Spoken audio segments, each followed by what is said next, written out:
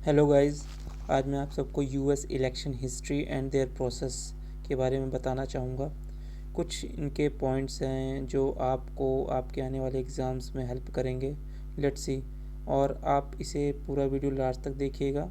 और मेरे हिसाब से अगर आप इस वीडियो को पूरा लास्ट तक देख गए तो यूएस इलेक्शन में शायद ही कोई डाउट आपके मन में रहे। चलिए देखते हैं। This is the map of United states of America. हम सभी जानते हैं कि ये नॉर्थ अमेरिका कॉन्टिनेंट पे आता है, विच is the second largest country of the north America. Okay, ये जो मैप आप देख रहे हैं स्क्रीन पर, ये मैप है 2016 प्रेसिडेंशियल इलेक्शन का, जिसमें डोनाल्ड ट्रंप जीते थे। 306 सीट उनको मिली थी, है ना। आप जानते हैं कि 538 जो इलेक्टोरल कॉलेज के मेंबर्स होते हैं उनमें से 270 मेजॉरिटी में चाहिए होते हैं, जिसमें डोनाल्ड ट्रंप ने 306 जीते थे, विच is the highest in 2016 presidential election. यहाँ पे जो आप ब्लू कलर का स्पॉट देख रहे हैं, है ना, this belongs to Republican Party. Okay, red belongs to the Republican Party, whereas blue belongs to the Democratic Party. Democratic Party जो हिलेरी क्लिंटन की है और रिपब्लिकन पार्टी जो डोनाल्ड ट्रंप की है।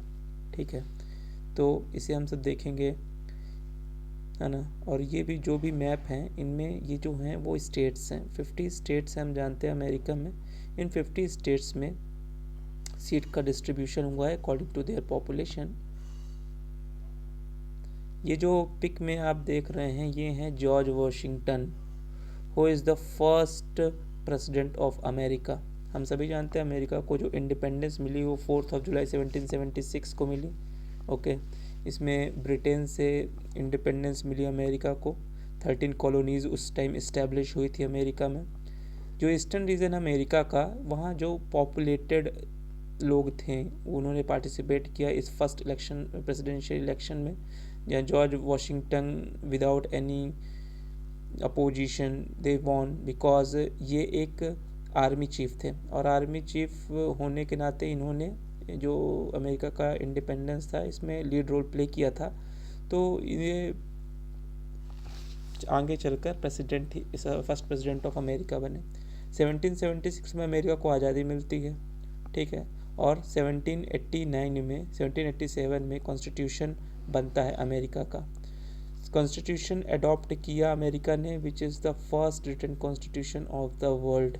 ओके, अमेरिका का पहला लिखित संविधान था 1787 में जो बना था। बट इसमें रिफ्यूज़ किया गया कुछ डेलीगेट्स के द्वारा, कुछ लोगों के द्वारा इसको रिफ्यूज़ किया गया, क्योंकि इसमें फंडामेंटल राइट्स या बिल ऑफ राइट्स को जगह नहीं दी गई थी, तरजीह नहीं दी गई थी। उसके कुछ 4 साल बाद 1791 में बिल ऑफ राइट्स को प्रपोज किया गया, जिसमें स्लेवरी के बारे में भी एबॉलिश करने की बात कही गई, जिससे सभी में सेटिस्फेक्शन आया। और 1791 में विदाउट एनी अपोज इसको एक्सेप्ट कर लिया गया। यूएस का जो कॉन्स्टिट्यूशन है उसमें लूप होल्स उतने नहीं दिखते हैं जितने इंडिया में, क्योंकि आज तक अमेरिका में सिर्फ 27 ही अमेंडमेंट्स हुए हैं, विच इज़ द ग्रेट थिंग्स। क्योंकि अमेंडमेंट की गुंजाइश वहीं रहती है जहाँ लूप होल होते हैं, और लूप होल्स या फिर ड्रॉबैक किसी कॉन्स्टिट्यूशन में हो वहाँ अमेंडमेंट्स ज़्यादा होने के चांसेस बढ़ जाते हैं। Washington DC is the capital of America, ठीक है। This is the federal district of Columbia. Columbia is the state, और यहाँ 3 इलेक्टर्स होते हैं। अब इलेक्टर्स मैं आपको बताऊंगा कि इलेक्टर्स कौन होते हैं और ये यूएस के प्रेसिडेंशियल इलेक्शन में कैसे काम करते हैं, ठीक है। कैलिफोर्निया में सबसे ज़्यादा इलेक्टर्स हैं, 55 आप याद रखेंगे, ठीक है। और सबसे कम ये लिस्ट है Alaska, north Dakota, Washington DC, यहाँ सबसे कम जो हैं इलेक्टर्स हैं। नेक्स्ट अपन आते हैं, इसकी जो क्वालिफ़िकेशन है, हमें प्रेसिडेंट होने की क्वालिफ़िकेशन अमेरिका में 35 इयर्स एज मिनिमम होनी ही चाहिए, उससे ज़्यादा हो सकते हैं, इससे कम नहीं। यूएस बॉर्न सिटीज़न होना चाहिए, और कम से कम अमेरिका में 14 साल से वह रह रहा हो। ऐसा नहीं कि वहाँ बॉर्न हुआ कहीं और चला गया और वो आगे प्रेसिडेंट बनने, दिस इज़ नॉट वैलिड। वहाँ का रेसिडेंट वो 14 साल से रह रहा हो, तभी वो एप्लीकेबल होगा प्रेसिडेंट का नॉमिनी बनने के लिए, ठीक है। फिर आते हैं नेक्स्ट, यूएस कांग्रेस और parliament. US Congress is the name of parliament of America. ठीक है, इसके 3 कंपोनेंट हैं। पहला है हाउस ऑफ रिप्रेजेंटेटिव, दूसरा है सीनेट और तीसरा है खुद प्रेसिडेंट। हाउस ऑफ रिप्रेजेंटेटिव जैसे हमारे यहाँ हाउस ऑफ स्टेट ना, council of states, house of the people, ये होते हैं। हाउस ऑफ द पीपल ही वहाँ हाउस ऑफ रिप्रेजेंटेटिव है, अपन ये कह सकते हैं। वहाँ 435 मेंबर होते हैं और 6 और होते हैं, बट उनको वोटिंग राइट्स नहीं होते हैं, वो वोट नहीं कर सकते। ठीक है, इसी तरह जैसे हमारा राज्यसभा होता है, वहाँ सीनेट होता है। यहाँ 100 मेंबर होते हैं राज्यसभा, ये सीनेट में। ओके, 50 स्टेट्स इन यूएसए और हर एक स्टेट में 2 सीनेट कंपलसरी। यहाँ कोई पॉपुलेशन की बाउंडेशन नहीं है, यहाँ हर एक स्टेट में 2 सीनेट होंगे ही होंगे। तो 100 सीनेट हो गए और हाउस ऑफ रिप्रेजेंटेटिव में 435 सदस्य होते हैं। ये दोनों को जोड़ दिया जाए तो 535 हो जाते हैं। और टोटल इलेक्टर्स जो होते हैं पूरे अमेरिका में वो है 538, विच is the Washington DC 3 seats 538 total. Okay, US Congress जो पार्लियामेंट होती है वो इलेक्ट नहीं करती प्रेसिडेंट को। ये याद रखने वाली बात है, क्योंकि जो इंडिया है, इंडिया में जो सांसद बन के आते हैं, वही सांसद आगे चल के प्रधानमंत्री को चुनते हैं।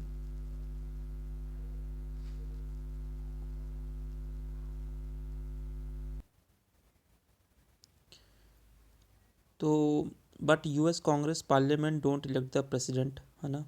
जो पार्लियामेंट होती है यूएस कांग्रेस की, वो प्रेसिडेंट को इलेक्ट नहीं करती, है ना। सिर्फ जो पार्लियामेंट है वो काउंटिंग का काम करती है। जब प्रेसिडेंट इलेक्शंस होते हैं, इलेक्टर्स वोट दे लेते हैं, तो उनकी जो काउंटिंग होती है वो पार्लियामेंट करती है ना। वो फंक्शन उसका है एट दैट स्टेज, है ना। US president election is a type of indirect election. So indirect election वो कैसे है, वो मैं आगे जो आपको प्रोसेस बताऊंगा तो आपको चीज़ें समझ में आएगी कि ये इनडायरेक्ट इलेक्शन क्यों है। क्योंकि जो वहाँ के लोग हैं वो डायरेक्ट प्रेसिडेंट को वोट नहीं करते हैं, वो इलेक्टर्स को वोट करते हैं। आफ्टर दैट इलेक्टर्स अपॉइंट और elect the president of that particular party. We will discuss in next slide. यहाँ पे ये बराक ओबामा आपको दिख रहे होंगे, है ना, और Donald Trump. They all are different party. Donald Trump belongs to the Republican Party, whereas Barack Obama is the Democrats. यहाँ हम देखेंगे कि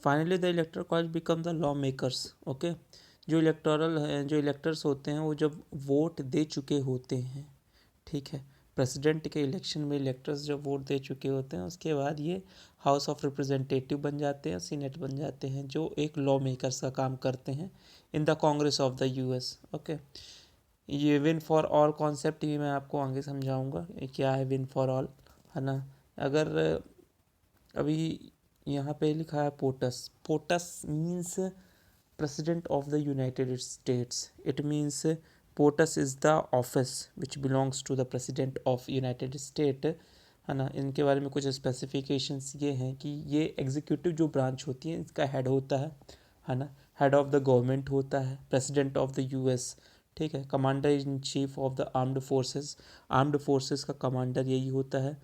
4 years का टर्म्स होता है, 2 consecutive टर्म्स ओनली, है ना। 2 बार लगातार, 2 बार कंटिन्यू बन सकता है 4-4 साल के लिए, ठीक है। 44th पोटस जो थे हमारे बराक ओबामा जी थे, है ना। और 45th है डोनाल्ड ट्रंप। 46 के लिए इलेक्शन हो रहे हैं जो बाइडन और डोनाल्ड ट्रंप के बीच। Let's see who will win. अभी तक तो पिक्चर साफ है कि Joe Biden will be the next president, 46th president, but let's see, अभी डिसीजन डिक्लेयर नहीं किया गया है तो देखना बाकी है कि नेक्स्ट कौन होगा। अभी देखते हैं प्रोसेस कि जो यूएसए का प्रेसिडेंट इलेक्ट होता है तो क्या इनकी प्रोसेस होती है। मैं आपको पहले ये बता दूं कि अगर अभी डोनाल्ड ट्रंप प्रेसिडेंट है यूएसए के और यूएसए का इलेक्शन चल रहा है प्रेसिडेंट का, तो आज तो वोटिंग चल रही है मान लीजिए, बट इसकी जो अनाउंसमेंट है ये 2 साल पहले कर दी गई थी। इसमें से अगर 2020 आ जाए तो 2008 का ऑटम सीजन में 2008 के ये अनाउंस कर दिया गया था कि अब प्रेसिडेंट का इलेक्शन शुरू होने वाला है, ठीक है। उसके कुछ 8 से 9 महीने बाद ये प्रोसेस होती है कि let's organize the primaries and caucus. This is the first stage of the presidential election of the USA. Primaries and caucus. Primaries and caucus और कुछ नहीं, primaries means वोट कैसे देना, मीडियम ऑफ द वोट है ना। Primaries मतलब ballot में अगर वोट कर रहे हैं, जैसे कि आपको इसमें दिख रहा होगा, प्राइमरीज में बैलेट में वोट कर रहे हैं।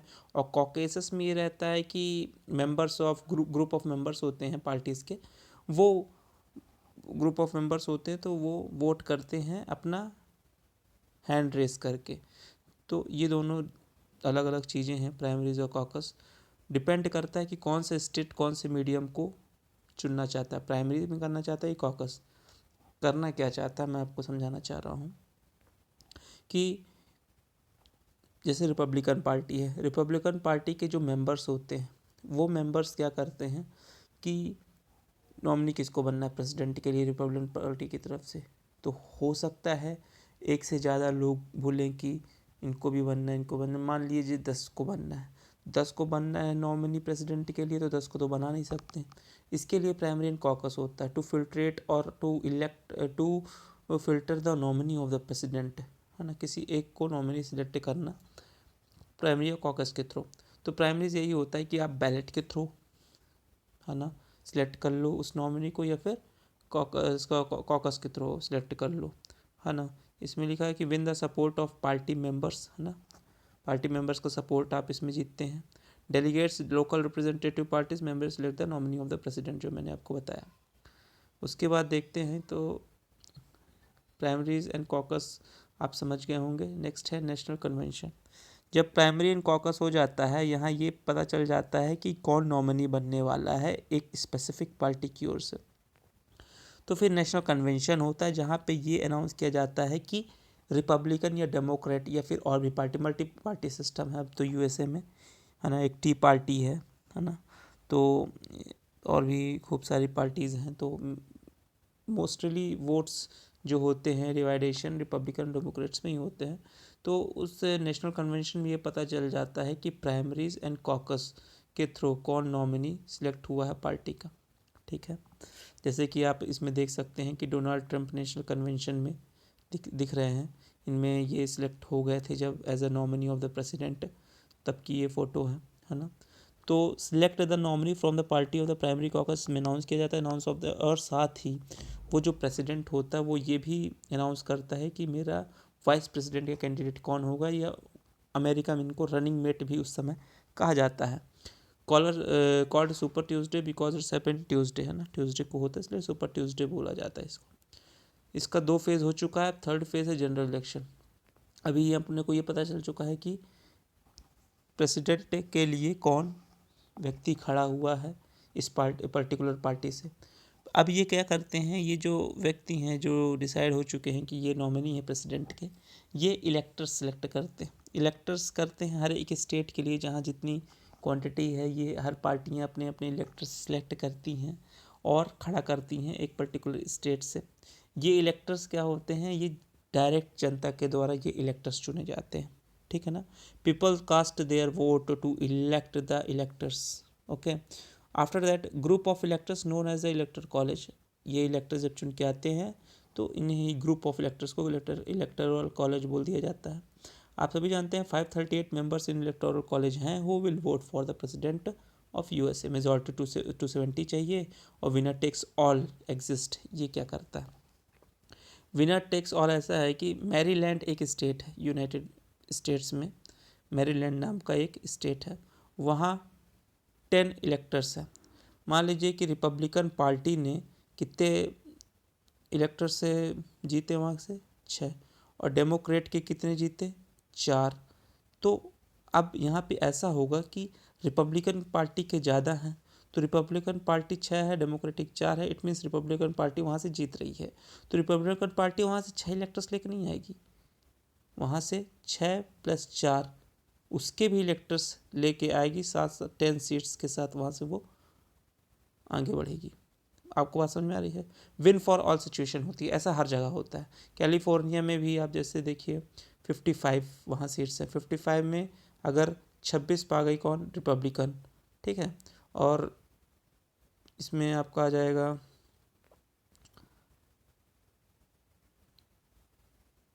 रिमेनिंग पा गई आपका डेमोक्रेट्स, ठीक, ये 29 होगा, रिमेनिंग पा गई है डेमोक्रेट्स। तो अब 29 डेमोक्रेट्स है, तो रिपब्लिकन तो यहाँ पे हार रही है, तो प्लस 26 होके ये पूरी 55 सीट्स जो होगी वो डेमोक्रेट्स को चली जाएगी। तो आप समझ रहे हैं, यहाँ पे यही कंडीशन लगती है विनर टेक्स ऑल प्रिंसिपल की, ठीक है ना, जो कि यूएसए के इलेक्शंस को थोड़ा अलग बना देता है दूसरे दूसरे कंट्रीज से। फोर्थ होता है इलेक्टोरल कॉलेज, यहाँ पे डिस्ट्रीब्यूशन है, आप देख सकते हैं। This one is the California, this one is the California, this is Texas, है ना। ऐसे मैरीलैंड भी है विथ 10 सीट्स, ओके, है ना। और ऐसे करके छोटे छोटे बड़े बड़े ये हैं स्टेट्स, बट इनकी जो सीट्स है वो बहुत कम है बिकॉज ऑफ देयर पॉपुलेशन। आप देखेंगे eastern region of America, eastern region of America there is a largest populations are there, that's why the seat allocations is maximum in the eastern region। आप यहाँ पे California इस state में ज़्यादा रहते हैं पॉपुलेशन के दृष्टिकोण से, इसलिए यहाँ पे 55 इलेक्टर्स हैं। टेक्सास में इंडस्ट्रियल एरिया है, पूरा पूरा ईस्टर्न रीजन आपका पॉपुलेटेड है। जो ये आपका नॉर्दर्न रीजन है, यहाँ पे पॉपुलेशन कम, इस वजह से दो तीन सीट्स हैं, ज़्यादा यहाँ पे सीट्स नहीं है। तो आप समझ रहे होंगे, ठीक है। इनका इनाग्रेशन होगा 20 जनवरी, ये फिक्स है, ऑफिशियल डिक्लेरेशन उस दिन होंगी।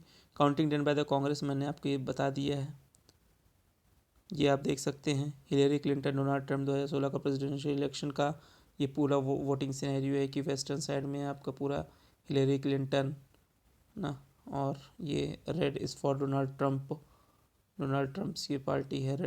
रेड में जो भी सीट जहाँ जहाँ से ऑप्टेन की गई हैं। Thank you for watching.